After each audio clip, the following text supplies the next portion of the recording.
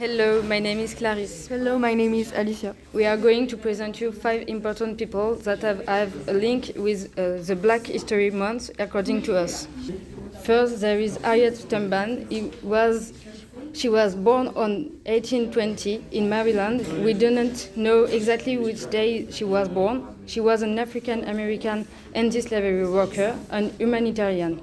Tubman was also a Union spy, and she was the first black woman to ever lead an American mission during the American Civil War. Also, she was born into slavery, but she accepted it. In her life, she did 19 trips and helped more than 700 slaves to escape. Then there is Carter G. Woodson. He was born on December 1875 in Virginia. He founded the Association for Study of African American Life and History. He was historian, author, journalist. He founded the journal Negro History in 1916. That is why he's called the father of Black history. He was also a pioneer celebration of Negro History Week. Indeed, it was the precursor of Black History Month. Woodson died in April 1950 in Washington. So to continue, there is Ella Josephine Baker. She was born on December 13, 1903. She was an African-American civil rights and human rights activist.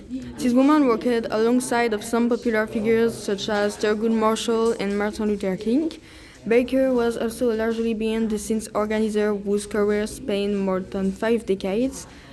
She has been called one of the most important American leaders of the 20th century and maybe the most influential woman in the civil rights movement. Moreover, Ella Baker is known for her critiques of racism in American culture and sexism in the civil rights movement. She died on December 13, 1986 in Manhattan, aged of 83. Then there is also a woman called Daisy Bates. She was born on December 11, 1914 in the Arkansas. Like Ella Josephine Baker, she was a civil rights activist. Bates is a publisher, journalist, and lecturer who played a leading role in the Little Rock integration crisis of 1957. Her and her husband were important figures in the African American community.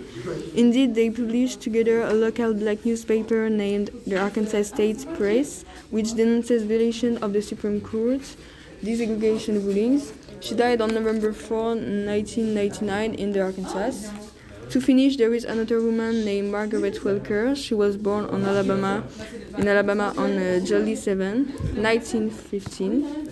Walker was known as the Chicago Black Renaissance. Indeed, she was part of the African-American literary movement in Chicago.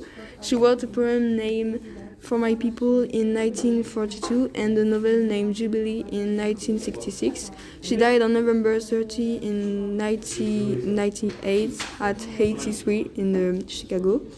So this is the end of our podcast. We think these people deserve a better place among the popular figures who fight against slavery, racism, and segregation.